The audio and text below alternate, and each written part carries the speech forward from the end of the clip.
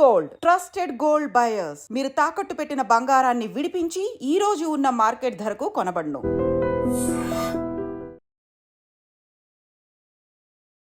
నమస్కారం, welcome to I dream. ధర్మ మార్గం విత్ విజిత కార్యక్రమానికి స్వాగతం.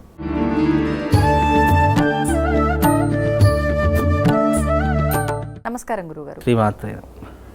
గురుగారు, వైశాఖ మాసంలో వచ్చే పౌర్ణమి, వైశాఖ పౌర్ణమి విశిష్టత ఏంటి? ఆ రోజుని మనం ఏ రకంగా ఉపయోగించుకోవచ్చు? తప్పకుండా తెలియజేస్తానండి. ముందుగా ప్రేక్షకులందరికీ శ్రీమాత్రే నమః, శ్రీ గురుభ్యో నమః. జ్ఞానినాంనపి చేతాంసి దేవీ భగవతి హిస బలాయ కృష్ణమోహాయ మహామాయ ప్రయశ్చతి. మనకు పౌర్ణిమలలో చాలా విశేషమైనటువంటి పౌర్ణిమ వైశాఖ పౌర్ణిమ. మనకు సంవత్సర కాలంలో 4 పౌర్ణిమలను చాలా విశేషంగా పూజిస్తూ ఉంటాము. మొట్టమొదటిది వైశాఖ పౌర్ణిమ, 2 శ్రావణ పౌర్ణిమ, 3 కార్తీక పౌర్ణిమ, 4 ఆశ్వేజ పౌర్ణిమ. ఈ 4 పౌర్ణిమలు అత్యంత విశేషమైనటువంటి పౌర్ణిమలు. అంటే చంద్రుడు భూమికి అతి చేరువగా వచ్చేటటువంటి మాసాలు ఈ 4 మాసాలు అన్నమాట. ఈ 4 మాసాల్లో చంద్రుడి నుంచి షోడశ కళలు ఉద్భవించేటటువంటి సమయము. ఈ షోడశ కళలు ఉద్భవించినటువంటి సమయంలో చంద్రుడి నుంచి ఎన్నో రకాలైనటువంటి శక్తి సామర్థ్యాలు భూమి మీద పడేటటువంటి అద్భుతమైనటువంటి రోజులు ఈ 4 మాసాలు. కనుక ఈ వైశాఖ మాసంలో ప్రారంభమవుతాయి. చంద్రుడు ఎప్పుడూ కూడా మనక్కారకుడని జ్యోతిష శాస్త్రంలో చెప్పడం జరిగింది. కాబట్టి చంద్రుడి యొక్క తత్వాన్ని మనం ఏదైనా తెలుసుకోవాలి అని అనుకుంటే గనక ఈ వైశాఖ మాసంలో చంద్రుడిని పూజించడం వల్ల, చంద్రుడి యొక్క ఆరాధన చేసుకోవడం వల్ల, చంద్రుడి యొక్క ఉపాసన చేసుకోవడం వల్ల విశేషమైనటువంటి పుణ్య ఫలితాలు కలుగుతాయి. ఒకటి, మనస్సు ప్రశాంతంగా ఉంటుంది. అలాగే మనకు ఆరోగ్యం అనేటటువంటిది ఎప్పుడూ కూడా సహకరించేటటువంటి అవకాశాలు ఉంటాయి. అలాగే చంద్రుని ఆరాధించడం వల్ల లక్ష్మీ కటాక్షం కలుగుతుంది అని శాస్త్రీయ దృక్పథం. అందుకే ఈ యొక్క పౌర్ణమి రోజున ఏ దేవతను ఆరాధిస్తే విశేషమైనటువంటి పుణ్య ఫలితం అంటే లలితా పరమేశ్వరిని ఆరాధించడం చాలా విశేషమైనటువంటి పుణ్య ఫలితాలను కలిగిస్తూ ఉంటుంది. పౌర్ణమి రోజున ఏ పౌర్ణమి అయినా తీసుకోండి, దాంట్లో శాస్త్రంలో చెప్పినటువంటి ఏంటంటే పౌర్ణమి రోజున మనం కొన్ని విధి విధానాలు తప్పకుండా పాటించాలని అర్థం. అందులో 4 విధానాలు ఉన్నాయి. ఒకటి లలితా సహస్రనామ పారాయణము, 2 దేవీ ఖడ్గమాల పారాయణము, 3 విష్ణు సహస్రనామ పారాయణము, 4 కనకధార స్తోత్రము. ఈ 4 మనిషి జీవితంలో చాలా అంటే మనిషి జీవితానికి చాలా దగ్గరగా ఉండేటటువంటి సమస్యలను దూరం చేసేటటువంటి విధానాలు ఈ 4. ఎందుకంటే దేవి ఖడ్గమాల పారాయణం చేయడం వల్ల పౌర్ణమి రోజున స్పెషల్, రోజు చేసేదానికంటే పౌర్ణమి రోజున చేస్తే గనక శత్రునాశనం జరుగుతుంది. మామూలుగా నేను యజ్ఞయాగాదులు చేసుకోలేను, డబ్బు ఖర్చు పెట్టుకోలేను అని అనుకున్నటువంటి వారు ప్రతి పౌర్ణిమ రోజున దేవి ఖడ్గమాల పారాయణం చేశారనుకోండి, శత్రువులు అనేటటువంటి వారే ఉండరు. ఇక వాళ్లకు శత్రువులు ఒకవేళ ఉన్నా వాళ్ళ జీవితం నుంచి దూరం అయిపోయేటటువంటి విధానాలు దేవి ఖడ్గమాల పారాయణం వల్ల కలుగుతాయి.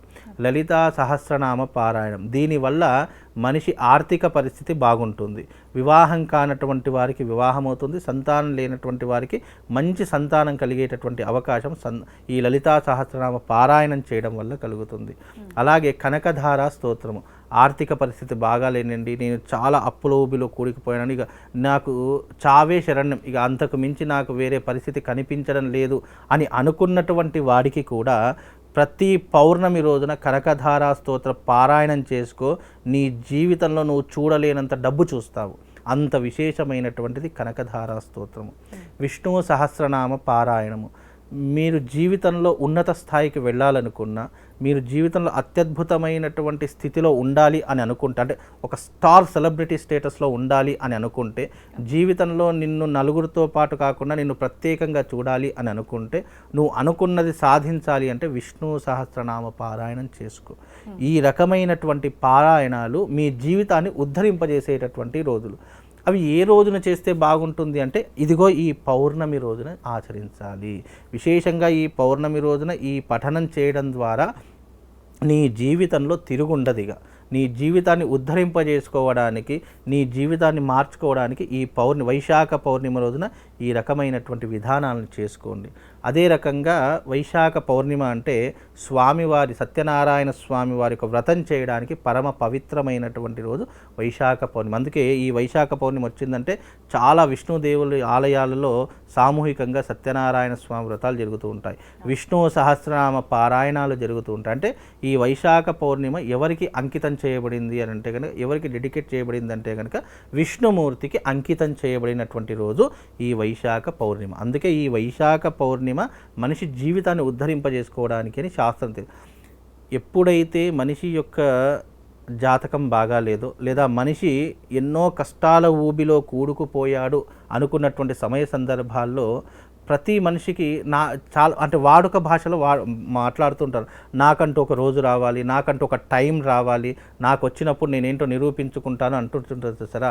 అది దైవిక పరమైనటువంటి శక్తిని ఆస్వాదించడానికి, నీ జీవితంలో నీ టైం అంటే బ్యాడ్ పొజిషన్లో ఉన్నప్పుడు నీ టైంని గుడ్ చేసుకోవడానికి ఇదిగో ఇలాంటి అద్భుతమైనటువంటి రోజులను మనం వినియోగించుకోవాలి, పరిస్థితులను అనుకూలంగా మార్చుకోవాలి. ఒకవేళ అంటే మన ఎట్లా ఉంటుందంటే మనం ఏదైనా చేద్దాము అనుకుంటే నెగిటివ్ ఎనర్జీ తొందరగా ఇంపాక్ట్ అవుతూ ఉంటుంది. అలా నెగిటివ్ ఎనర్జీ తగలకుండా ఉండడానికి, నీ జీవితాన్ని మార్చుకోవడానికి ఇదిగో ఈ పౌర్ణమి అనేటటువంటిది నీ జీవితంలో ఉద్ధరింపజేసుకోవడానికి, అలాగే దేవతా క్రతువుల్లో అమ్మవారి యొక్క ఆరాధన చేసుకోవడానికి ఈ పౌర్ణిమ చాలా విశేషమైనది. అందులో ఈ వైశాఖ పౌర్ణిమ రోజున అరిష్ట నివారణ తంత్ర యాగం చేయించుకోవాలి.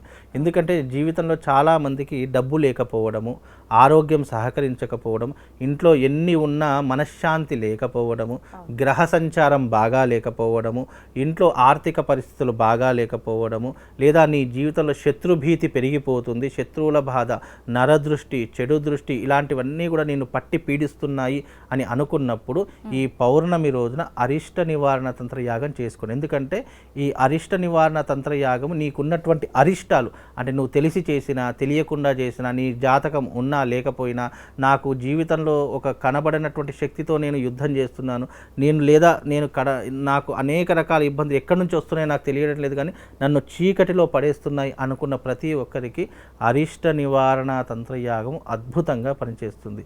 ఈ అరిష్ట నివారణ తంత్రయాగం చేసుకోవడం ద్వారా నీ జీవితంలో ఉన్నటువంటి ఇక్కట్లు, బాధలన్నీ కూడా తొలగిపోవడానికి కారణమవుతుంది. అది ఏ రోజున చేసుకోవాలి, ఏ రోజున చేసుకుంటే 1000ల ఫలితం వస్తుంది అంటే ఇదిగో ఈ వైశాఖ పౌర్ణిమ రోజున అరిష్ట నివారణ తంత్ర యాగం చేసుకోండి. దాని ద్వారా నీ జీవితంలో అనేక మార్పులు సంభవిస్తాయి, నిన్ను ఒక ఉన్నతమైనటువంటి స్థితిలో కూర్చోబెడతాయి. మనిషి ఏదైనా సాధించేటప్పుడు కానివ్వండి, ఏదైనా ప్రయత్నపూర్వకంగా ఉద్యోగం కానీ, వృత్తి కానీ, వ్యాపారం ఏది చేసినా కూడా మనం ముందుకు వెళదామనుకుంటే ఏదో తెలియనటువంటి నెగిటివ్ నుంచి మనకు వెనక్కి లాగేస్తుంటుంది, లేదా చేసే ప్రతి పనిలో ఆటంకాలు, అది మనిషి ద్వారా కావచ్చు, నేచర్ ద్వారా కావచ్చు, ఎవరి ద్వారా అయినా కావచ్చు, ఏదో ఒక ఇబ్బందులు ఏర్పడుతూ ఉంటాయి. అలాంటి ఇబ్బందుల నుంచి మనం బయటపడడానికి ఈ పౌర్ణమి చాలా అద్భుతంగా ఉపయోగపడుతుంది. ఇది కేవలం దేవతా ఆరాధన కోసమనే కాదు, తనంతట తాను తన జీవితాన్ని ఉద్ధరింపజేసుకోవడానికి, మొత్తం నెగిటివ్ ఎనర్జీ నుంచి దూరం కావడానికి ఈ యొక్క పౌర్ణమి చాలా ఉపయోగపడుతుంది. అరిష్ట నివారణ తంత్ర యాగం చేయించుకోవడం ద్వారా విశేషమైనటువంటి పుణ్య ఫలితాలు కలుగుతాయి. అలాగే స్తోత్ర పారాయణ, నేను చెప్పినటువంటి పారాయణాలు ఉన్నాయి, అవి ఎవరికి వారు చేసుకుంటే కనుక, చాలామంది ఏమనుకుంటే నేను ఇవన్నీ చేయలేను, ఇవి చేసుకోవాలంటే కనుక సాయంకాలం 8 గంటలకు ప్రారంభం, ఉదయకాలం అవసరం. ఎందుకంటే ఇది పౌర్ణమి కాబట్టి చంద్రోదయానికి మనం ఉదయకాలం అవుతుంది కాబట్టి చంద్రోదయం ఎప్పుడైతే అవుతుందో ఆ సమయంలో చేసుకోవడం ద్వారా, ఉదాహరణ 9 గంటలకు మనకు చంద్రోదయం అవుతుంది అని అనుకోండి, 8 గంటలకే మనం ప్రారంభం చేసుకోవాలి. ఆ రకంగా ప్రారంభం చేసుకుంటే విశేషమైనటువంటి పుణ్య ఫలితం కలుగుతుంది. అది ఒకవేళ ఎవరైనా ఇలాంటివి చేసుకున్నప్పుడు తప్పకుండా పాల పదార్థాలను నైవేద్యంగా అమ్మవారికి సమర్పించాలి.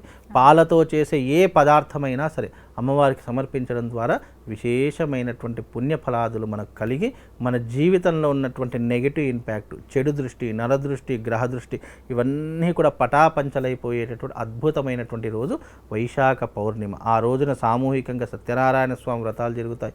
ఎన్నో దగ్గర వైష్ణవ ఆలయాల్లో విశేషమైనటువంటి పూజాది క్రతువులు జరుగుతాయి. కాబట్టి ఇలాంటి రోజు విష్ణుమూర్తికి అంకితం చేయబడింది కాబట్టి ఈ రకమైనటువంటి పద్ధతులను పాటించడం ద్వారా మనకు పుణ్యము పురుషార్థంతో పాటు మన జీవితాన్ని ఉద్ధరింపజేసుకున్న వాళ్ళం అవుతామమ్మా. ఈ పారాయణం ఇవన్నీ మాకు తెలియదు, మేము చేయలేము అనుకున్న వాళ్ళ ఆలయ దర్శనం చేసుకున్నా సరిపోతుందంటారా? అయితే చాలామందికి పారాయణం చేసుకోలేము అనుకున్నటువంటి వాళ్ళు కనీసం శ్రవణం చేసుకోవాలి. మనం ఇప్పుడు ఇంట్లో ఉన్నాము, టీవీలో మనం ఆ పారాయణం పెట్టుకున్న వినడం ద్వారా కూడా, అంటే భక్తిగా మనం ఏదైతే మనం పారాయణం చేస్తామో ఎంత శ్రద్ధగా చేస్తామో వినడం కూడా అంతే శ్రద్ధగా చేస్తూ ఉండాలి. అవి మనకు వినిపించినప్పుడల్లా మనం పారాయణం అంటే మన నోటితో ఉచ్చరించే ప్రయత్నం చేయాలి.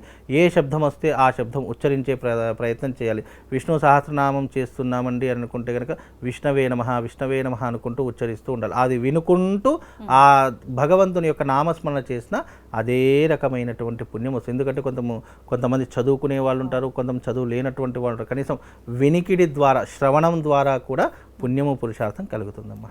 ధన్యవాదాలు గురుగారు. శ్రీమాత్. తవ్వుతున్న శివలింగం సరే దాన్ని అట్లా కప్పేసేయండి, చూపించదండి. Krishna is there.